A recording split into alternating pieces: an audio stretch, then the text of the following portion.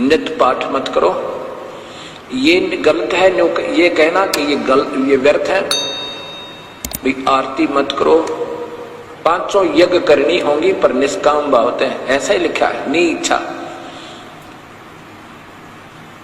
एक यज्ञ है धर्म की, धार्मिक भंडारे अनुष्ठान, ये अवश्य गुरु आज्ञा से करवाने होंगे। और सुबह शाम जोत लगावे, ज्योति हवन का काम करेगी।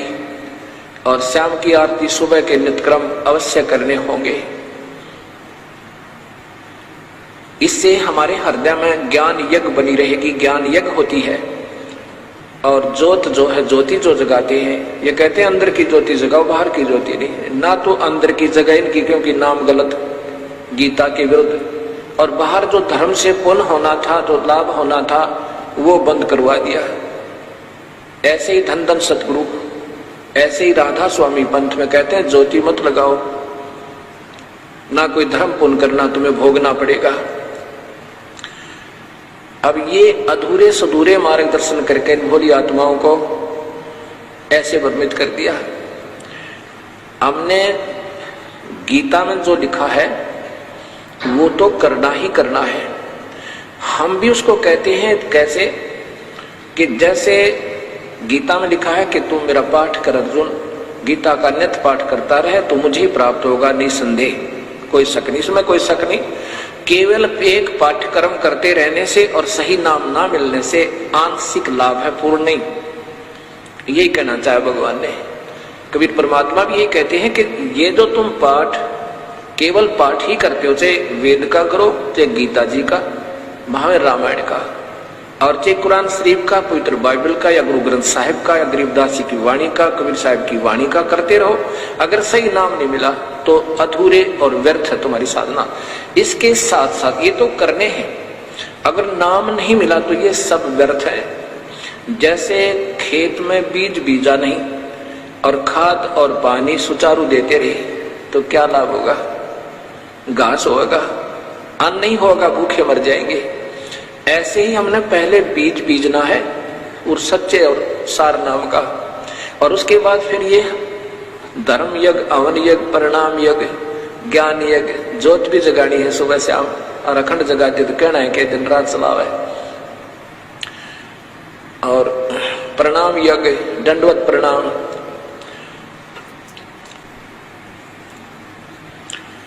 मूर्ति अवश्य रखनी अपने घर पर, मूर्ति की पूजा नहीं सत्कार करना है।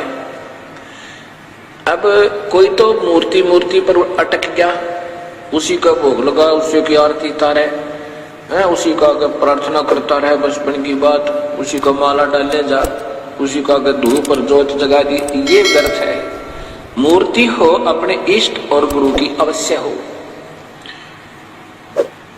और दंडवत प्रणाम करे उनको, सीने से लगा अपने गुरुदेव की मूर्ति को, अपने इष्ट की मूर्ति को। इससे हमारे अंदर विनम्रता, उनके प्रति श्रद्धा बनी रहती है। ऐसा ना करने से भी हम अधूरे रह जाएंगे। केवल मूर्ति ही पूजता रहे, ये कबीर साहब ने खंडन किया। नादानो, तुम केवल मूर्ति पर ही आश्रित हो गए, मंत्र से ही जाप कर नहीं रहे, इसलिए मूर्ति पूजा का खंडन किया। लेकिन मूर्ति का होना अति आवश्यक है, उसे देखते हृदय में गदगद हो जाता है। जैसे हम किसी ऋषि महर्षि की मूर्ति देखें, आत्मा में भक्ति की प्रेरणा जागृत होती है। ऐसे ये मूर्तियां सेंटिमेंटल का काम करती हैं, होनी चाहिए हर घर में। मंदिर में, घर मंदिर अपना एक कोने में मंदिर बना लो, एक अलमारी में, उसके एक ताक में, एक हिस्से में अपना मंदिर बनावे, मूर्ति रखा अपने गुरुदेव की, अपने इष्ट देव की, क्योंकि इष्ट देव की पूजा अवश्य होनी चाहिए, उसकी मूर्ति भी होनी चाहिए। जैसे कबीर साहब हम सबका इष्ट है, और ब्रह्मा विष्णु महेश के पिता निरंजन ज्योत निरंजन काल भगवान गीता में जो कहता है उसका भी इष्ट है। 18वें अध्याय का 64वां श्लोक, निष्पक्ष भाव से फिर दोबारा सोल्यूशन करके देखो उसको। तो हम सबका इष्ट देव तो कबीर परमेश्वर है, उसी की मूर्ति, और साथ में वो गुरुदेव जो सच्चा नाम देता उनकी मूर्ति अवश्य घर में हो। और फिर ज्योत लगावे, धूप जरूरी नहीं है, धूप तो केवल धुआं धुआं करती है। हवन का काम घी न करना और हवन अवश्य करना, ये भी यज्ञ। 5 यज्ञ करते हैं हम। एक यज्ञ है धर्म की, या इस आश्रम के अंदर हर महीने हजारों की संख्या में, कोई हजारों की संख्या में भक्त आत्मा आते हैं और यहाँ पर उनके भोजन की व्यवस्था फ्री मुफ्त होती है, कबीर परमात्मा की कृपा से। और ये धर्म यज्ञ हो गया। प्रत्येक पूर्णिमासी को 3 दिन का एक पाठ चलता है गुरु ग्रंथ साहिब का, गरीबदास जी की वाणी का,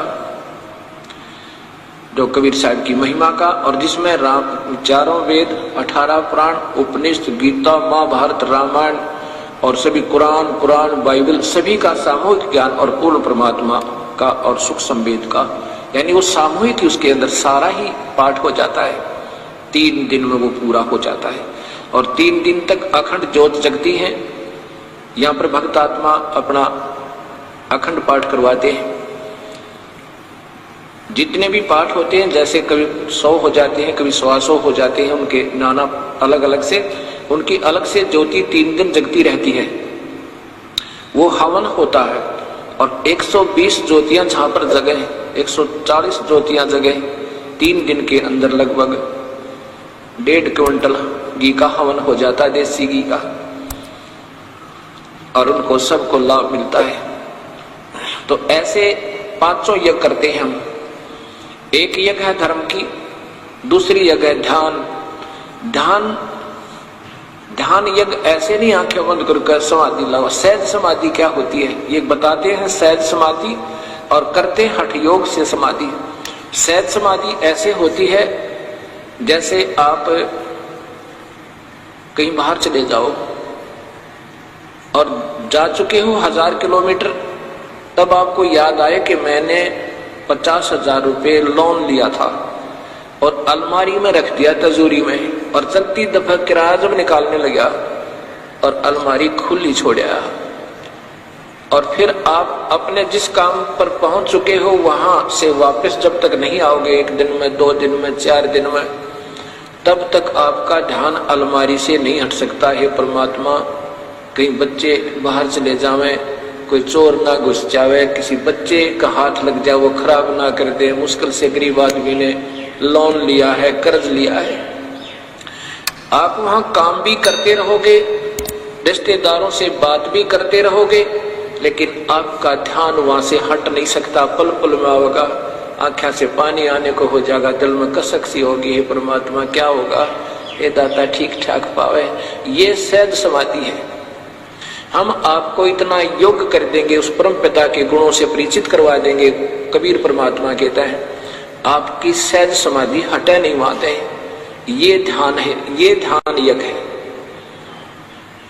ये सहज समाधि कहलाती है। हठ योग करना ये समाधि नहीं है, ये तो हठ योग है, और ये गीता में मना किया हुआ है। अभी दिखाऊंगा आपको। एक यज्ञ है धर्म की और दूसरी यज्ञ है ध्यान, तीसरी यज्ञ हवन की। एक ज्योत जलाते हैं हम और सभी से प्रार्थना करते अपने अपने घरों में एक अलमारी बनाओ, उसका एक हिस्सा बनाओ, उसको बिल्कुल वहां कोई कपड़ा उपड़ा ना रखे, कहीं ज्योति से आग ना लग जाए, उसमें कोई ऐसी वस्तु ना हो, केवल फोटो भी उससे ऊपर वाले ताक में हो, अपने कबीर परमेश्वर के, साथ में गुरुदेव के।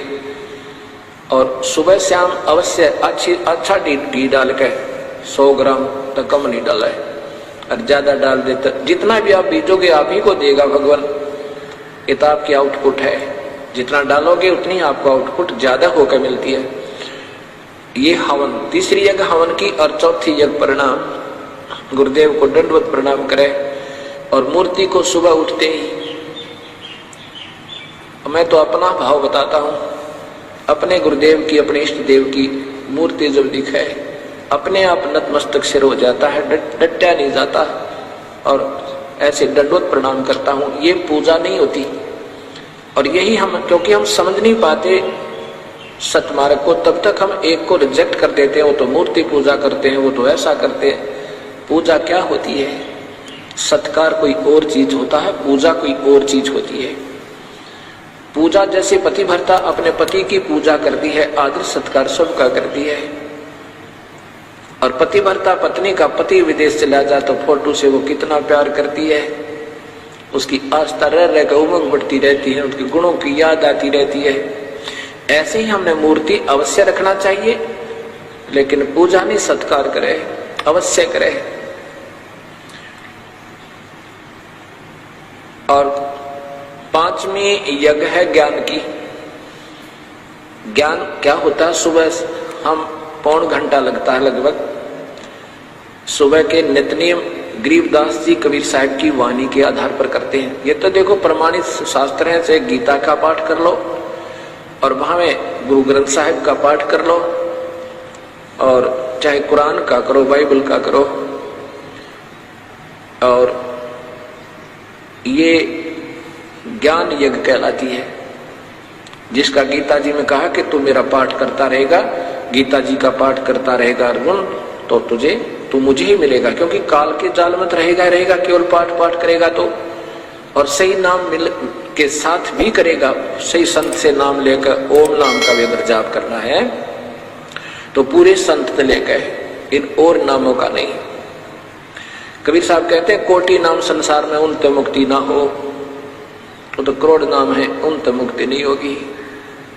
और सार शब्द मुक्ति का दाता जाकू जानना कोई। अब ये ऐसा विवरण होता है इसका।